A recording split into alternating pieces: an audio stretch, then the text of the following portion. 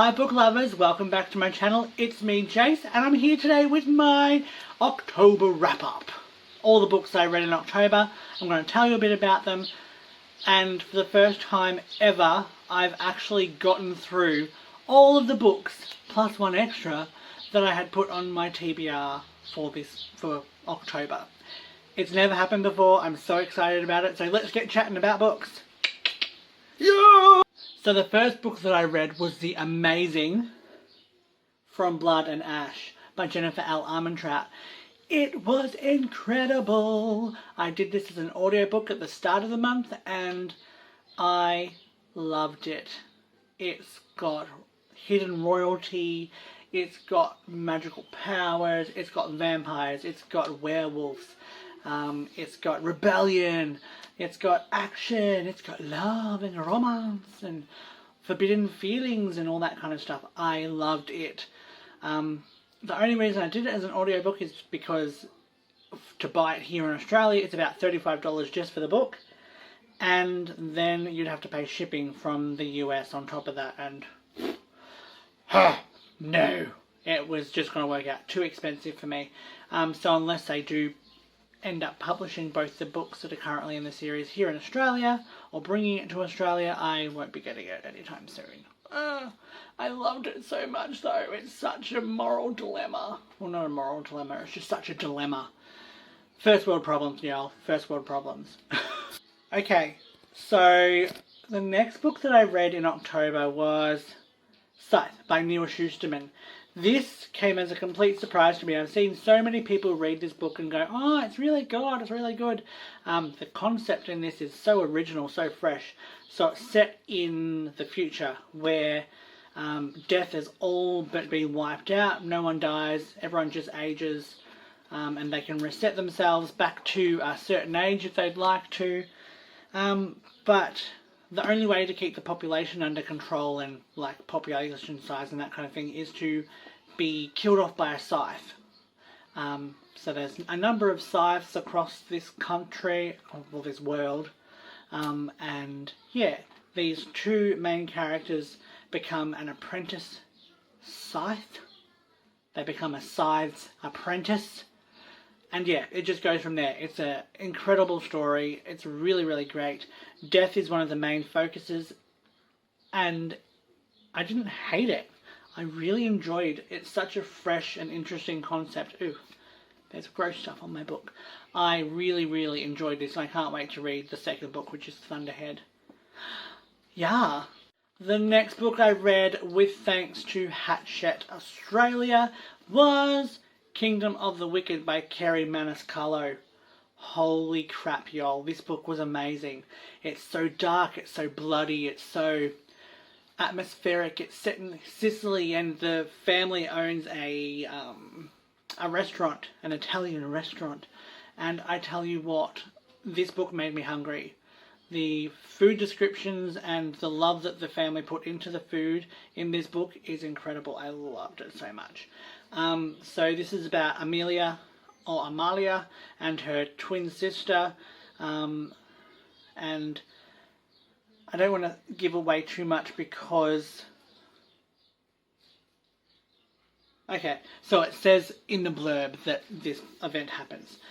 So these two young ladies are witches. They're Strege, witches who exist secretly among humans, and one day Amalia, whatever you want to say, finds her sister brutally murdered with her heart missing.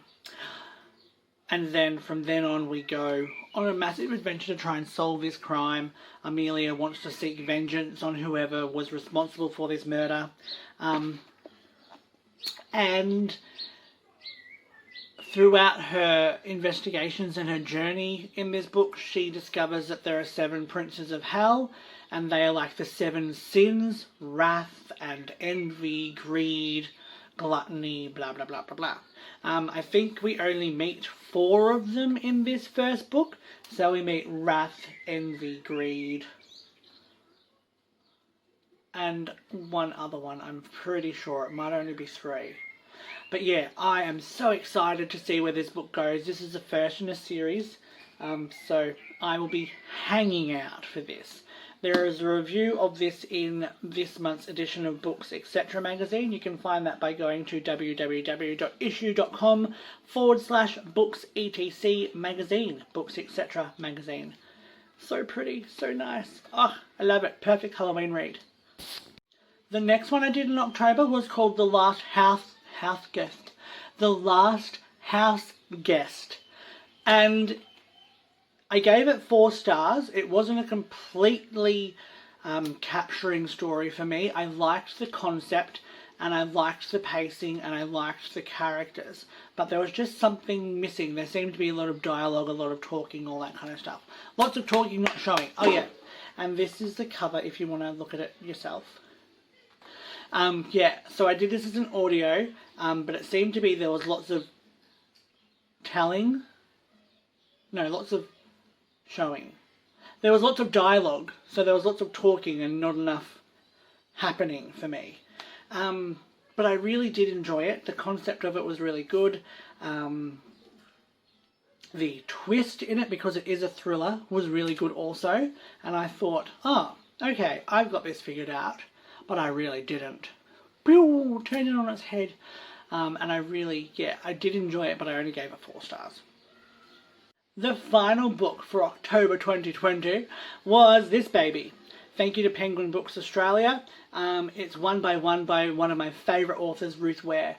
And this, like Ruth Ware's other writing, was intense. Adrenaline-inducing, heart-pounding, mind-blowingly good. I love her thrillers. I loved this book. It's set in an alpine resort up in the snow in the Alps. I think it's set in France, in Saint Anthony, as the directors of a music app company, Snoop, come together for a business vacay get-together to discuss the future of the company. And then one of the founding members goes missing. And then it just snowballs from there, like literally snowballs, because there's an avalanche and stuff happens and people die and oh my god. In the final chapters of this book, I was holding on for dear life. I saw the event coming and I was just so here for it. I wanted that to happen so badly, just splat right there. If you read this book, you'll know what I'm talking about.